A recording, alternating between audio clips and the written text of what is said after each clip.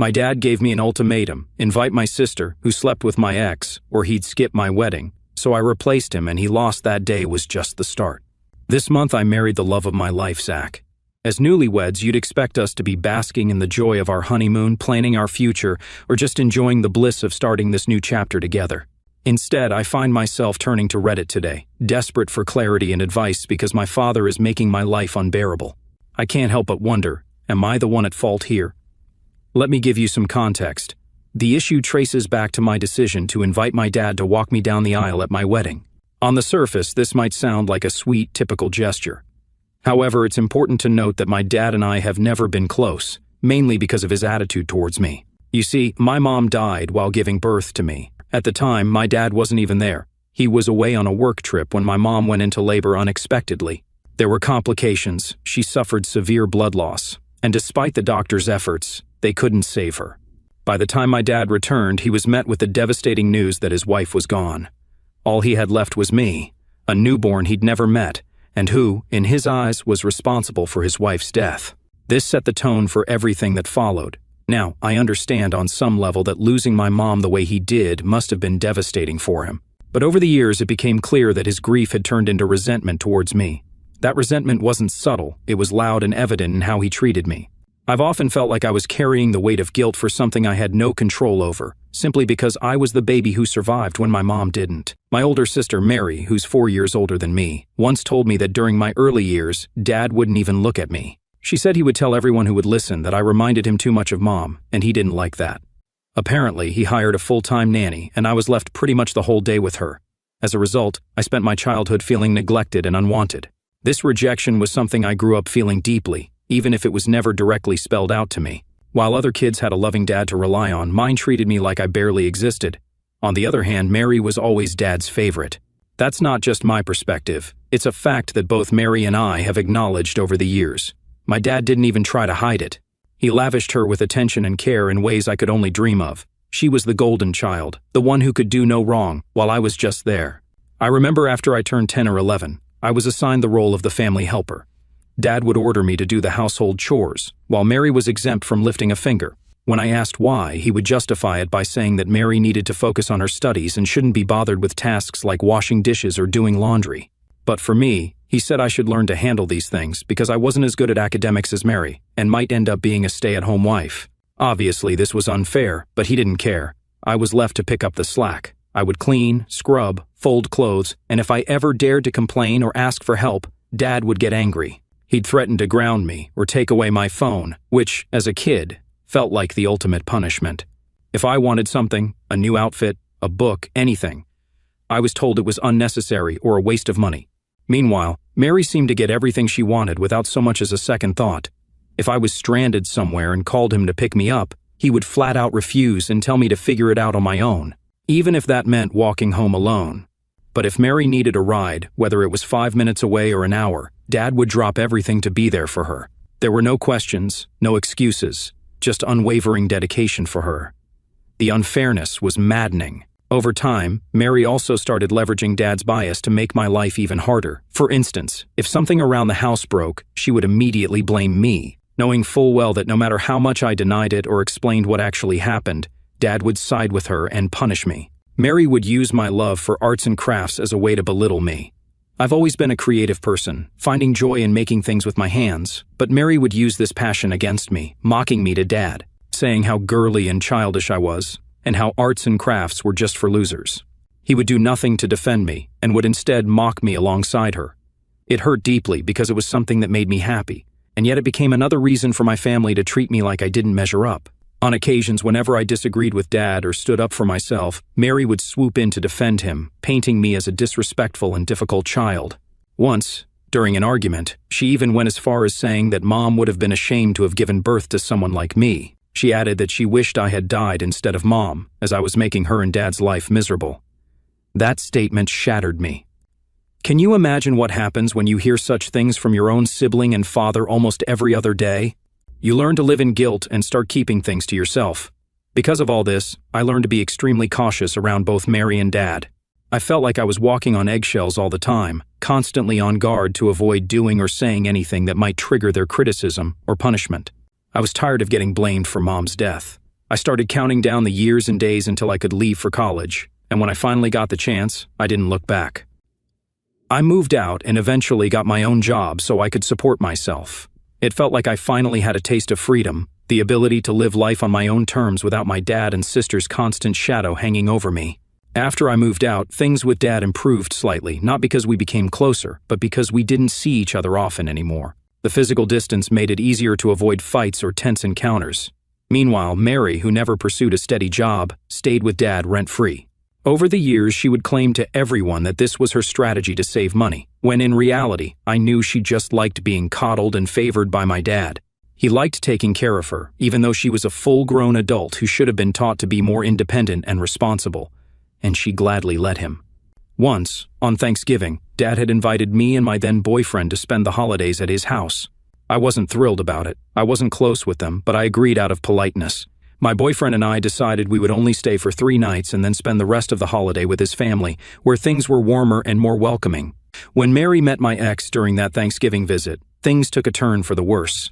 From the moment they were introduced, she was constantly flirting with him in ways that felt entirely inappropriate. She kept showering him with compliments, calling him handsome and gorgeous, while subtly putting me down by saying she never thought her ugly duckling of a sister would end up with someone like him. I was obviously offended, but I didn't want to start a fight with her in front of my then-boyfriend. However, her behavior crossed the line when she began finding excuses to touch him, light brushes on his arm, leaning in too close, or playful taps on his shoulder. It wasn't just uncomfortable for me, it was incredibly disrespectful. This is when I tried to handle the situation maturely. I pulled her aside and politely asked her to tone it down, explaining that her actions might be making him uncomfortable. But Mary, true to form, brushed me off, saying I was overreacting and that I should stop bringing the evening down with my jealousy. She dismissed my concerns as if they were trivial, even laughing at me. After dinner, Dad went upstairs to his room, leaving me, Mary, and my ex to watch a movie together in the living room. What should have been a cozy, relaxing evening quickly turned into another uncomfortable situation. Throughout the movie, Mary kept finding reasons to play fight with my ex like a child, nudging him, teasing him, and leaning into his personal space. What made it even worse was that my ex seemed to be enjoying all the attention. While I wouldn't say he was openly reciprocating her flirtation, he certainly wasn't discouraging it either. Seeing them both, I felt completely sidelined, like I was a deferred wheel to my own boyfriend and sister. It was humiliating. At some point during the movie, I couldn't take it anymore. I was tired emotionally and physically, and the weight of feeling disrespected in my own family's home was too much. I excused myself and went upstairs to get some sleep, leaving them alone to finish the movie. I thought my boyfriend would eventually join me in my room, but he never did. The next morning, I woke up early, and the house was eerily quiet. Something felt off immediately, especially since I noticed that my then-boyfriend hadn't slept beside me at all throughout the night. Concerned and a little suspicious, I decided to go downstairs to check on him, thinking maybe he'd fallen asleep on the couch while watching the movie, but he wasn't there. A pit began to form in my stomach as I thought about where else he could be. Against my better judgment, I walked towards Mary's room, my heart pounding. I opened the door, and there they were, my worst fear playing out before my eyes. My ex and my sister were sleeping in bed together, half naked. On the floor beside them were 2 empty wine bottles and glasses. The sight made me feel sick to my core. My head spun with disbelief and anger as I realized that he had slept with my sister, of all the people he could have cheated on me with. It was Mary, my sister, the one person who had already made my life miserable for as long as I could remember. I couldn't hold back my rage. I screamed, startling them awake. They both looked startled and panicked as I began angrily throwing pillows at them.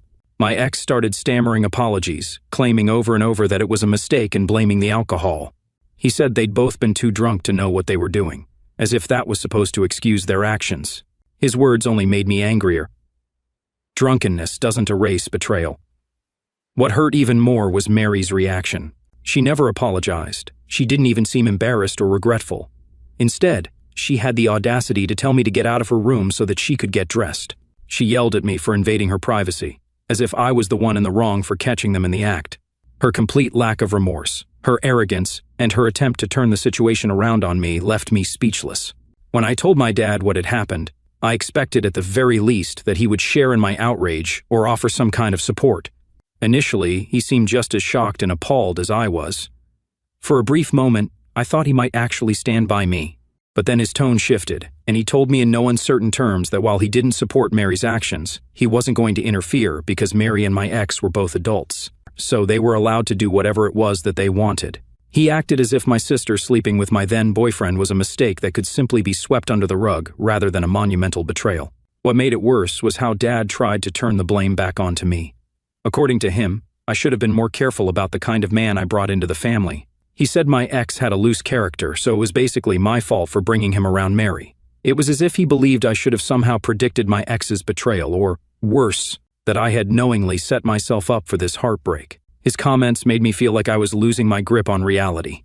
My sister was not an innocent bystander in this situation. She actively pursued my ex, knowing full well how much it would hurt me. Yet, my dad completely downplayed her role, almost absolving her of anything while piling the blame entirely on me. It was like he refused to hold Mary accountable for anything she did, no matter how blatantly cruel or selfish it was. Ultimately, I knew what I had to do. I broke up with my ex immediately. There was no coming back from what he had done, and I couldn't stay with someone who would betray me so deeply, especially with my own sister. As for Mary, I cut all ties with her after this. She never apologized or showed even a shred of remorse. Instead, she took the situation and turned it into something to brag about. She went around telling our cousins about how she stole my man in one night, and even boasted that he had apparently told her she was better in bed than me. It was vile and humiliating, and she said it all with pride, as if hurting me was some kind of twisted victory for her. My relationship with my dad also fractured. His refusal to hold Mary accountable and his decision to side with her even indirectly was the final straw. I went into no contact with him. Dad would sometimes try to reach out to me to smooth things over, but I would refuse any communication. However, things then changed out of nowhere. Earlier this year, my dad had a major health scare. It was serious, and while the doctors were able to save him, the experience left him weak and in need of care. Despite all the pain and resentment I harbored, I was the one who stepped up to help him, not out of obligation, but because I knew I had the means and the heart to do it. I had already lost my mom, and despite everything, I didn't want to lose my dad too. I took on a lot of the responsibilities for his recovery. I paid for medical bills that his insurance didn't cover and hired a caretaker to ensure he was comfortable and recovering well at home. It wasn't easy, but I did it because it felt like the right thing to do. My sister, on the other hand, did little to nothing to help. Her salary isn't enough to pay for anything substantial, and she didn't seem particularly inclined to contribute either. She just let me handle all of Dad's responsibilities. I guess during this time, Dad's eyes finally opened to the truth. He realized how much I was taking care of him, while Mary wasn't lifting a finger. Unexpectedly, he apologized to me. He acknowledged how he had treated me growing up, how he had failed to be there for me, and how he had let Mary's actions slide when they hurt me the most. For the first time in my life, I felt like Dad truly saw the pain he had caused me. It was a healing moment, and while it didn't erase everything, it opened the door for us to start rebuilding our relationship. We began talking more, and for the first time in a long time, I felt like there was hope for us. So, when I started planning my wedding, inviting my dad felt like the right thing to do. Our relationship seemed to be slowly improving, and despite everything, I wanted him to be there for such an important moment in my life. However, inviting Mary was out of the question. She had never apologized or shown me that she felt remorse for what she had done to me. She and I had no relationship, and I wanted to keep it that way. But my dad, perhaps emboldened by our renewed connection, began to push for me to invite her. He insisted that Mary had changed and deserved a second chance. I asked him point blank if she had really changed, then why hadn't she reached out to me even once to apologize? If she was remorseful, surely an apology wouldn't be too much to ask. But instead of understanding my perspective, Dad doubled down, saying I should let bygones be bygones and not pester Mary for an apology. He argued that it had been years since the incident with my ex, and that my wedding was the perfect opportunity for a fresh start for all of us. I couldn't believe he was asking this of me after everything I'd been through, after everything Mary had done. He wanted me to just forgive and forget without so much as an acknowledgement from her of the harm she caused.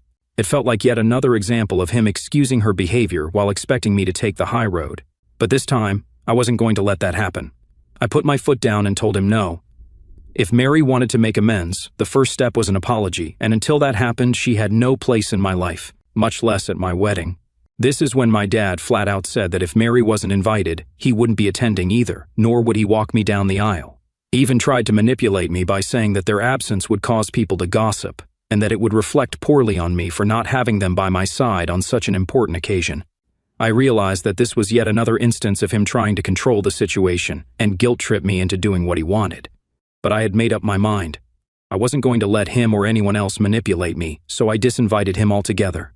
If he wasn't going to respect my boundaries, then he didn't deserve to be part of my special day. Instead, I turned to my paternal grandfather and asked him to walk me down the aisle. When I told Grandpa about the situation, he immediately agreed. He was honored to take on the role, and he didn't hesitate to express his disappointment in my dad's behavior. Grandpa, like many others in our family, knew about my dad's favoritism and how he'd blamed me for my mother's death all my life. He was deeply disappointed that even now, after everything, Dad hadn't changed. Anyway, my wedding day was beautiful. Grandpa walked me down the aisle with pride, and we had an amazing time celebrating with the people who truly cared about me and my happiness. It felt like the fresh start I'd always dreamed of, surrounded by love and support. But of course, my dad wasn't going to let things go so easily. After the wedding, when he found out what had happened, he threw a massive tantrum. He called me, outraged, and said he couldn't believe I'd gone through with the wedding without him. He admitted that he had fully expected me to back down and invite him back, and he was livid that I had asked Grandpa to take his place, insisting that Grandpa had no right to walk me down the aisle. What really seemed to push Dad over the edge, though, was the wedding gift I had received from Grandpa. You see, during the reception, Grandpa, who had been so supportive towards me throughout this entire process, made a surprising announcement. He said he was giving me his vacation house as a wedding gift, wanting me and my husband to make new memories there. This was completely unexpected, and I was overwhelmed with gratitude. Grandpa told me that he believed out of Mary and me, it was me who truly appreciated the value of family and the memories that came with the house. He said he knew I would cherish it and take care of it just as he had. His gesture meant everything to me, but it has infuriated my dad. As Grandpa's only child, Dad had always assumed he would inherit everything, including the vacation house. Now that it has been gifted to me, Dad sees this as a betrayal on my part. Since the wedding, my dad and Mary have been relentlessly accusing me of stealing the vacation house from them. They insist that it's my dad's legal right to inherit it as Grandpa's only child, and have been pressuring me to give it back to him. The accusations are as unfair as they are absurd. Mary, predictably, has been the loudest, egging Dad on and portraying me as some kind of an opportunist who manipulated and took advantage of Grandpa's generosity. AITA Update 1. Answering a few of the most asked questions. Is your sister married? No, my sister isn't married yet. She hates commitment and doesn't stay in long-term relationships with anyone. Why does your adult sister still stay with your dad? Well, it's because Mary is my dad's golden child, and he's her safety net. They have always had a codependent relationship, and it seems to work for them. Dad loves to spoil her endlessly, while I've worked hard to stand on my own. Mary continues to rely on my dad for everything. She neither has a steady job, nor does she have any savings. Why didn't your grandparents help you out earlier by standing up to your dad? They did. My grandparents have always been a part of my life, and have tried to help me as much as they could. They did try to talk to my dad several times, but my dad never changed. At the end of the day, it wasn't their responsibility to raise me, it was my dad's. He should have stepped up, taking accountability and being the parent I needed. I understand that he was grieving, and that losing my mom was devastating for him. But that doesn't excuse his neglect or favoritism. As a child, all I felt was unloved and unwanted. Dad was the adult, the parent, and he should have been the one to rise above his grief and take care of me. Has your dad dated anyone after your mom passed away? No, my dad has remained single all these years. He still mourns the loss of my mom to this day.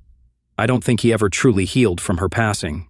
Update 2. So, today I met with Dad. He had been incessantly calling and messaging me for weeks, and I finally decided it was better to meet him face to face and put an end to this ongoing drama. When we met, I firmly told him that I wasn't going to give the vacation house to him, and that he needed to let go of the idea that he was entitled to inherit it. Grandpa had given it to me as a gift, and his decision was final. My dad, as expected, didn't take this well. He called me selfish and manipulative, accusing me of stealing something that rightfully belonged to him. He told me how I had already taken so much from him over the years, and even now I seem to have taken another thing from him. His words didn't surprise me, but they still stung. This is when I looked him in the eye and asked him directly, "Why do you hate me so much? What have I ever done to you?" My question seemed to catch him off guard. I could see Dad falter for a moment, but I pressed on. I told him that I've always known he blamed me for my mother's death, but was that the only reason for his hatred? I reminded him that I was just a baby when Mom died, so what did he expect me to do to save her? I was innocent, and if anyone should feel guilty, it was him for not being there when she needed him the most. He should have been there for my mom rather than being away on a work trip. I told Dad that it wasn't fair for him to continuously project his guilt and grief onto me. It wasn't my fault, and it never had been, yet he had spent my entire life punishing me for something that was beyond my control. I could feel the weight of my words hanging in the air. At first, my dad tried to avoid answering me directly, but I pressed on. And I told him that this was his chance to finally say whatever was on his mind once and for all. Just let it all out. This is when my dad finally admitted the truth. He told me that he never wanted a second child and that when Mom got pregnant with me, he was against it. He explained how, despite the doctor's warnings about the risks, Mom had insisted on having me, and Dad had urged her to abort. Ultimately, it was her decision, and he couldn't do anything about it. So, when she died giving birth to me, he blamed me for taking her away from him. He told me that for years he wished I had never been born, and that as I grew older and started to look more like her, it only made him miss Mom even more. My heart broke as he spoke. Dad told me that only after I took care of him this year following his health scare did he realize that I was also more like Mom in other ways, especially in how caring and giving I am, just like she was. This is when he finally started to feel this overwhelming sense of guilt, and that is when he apologized to me.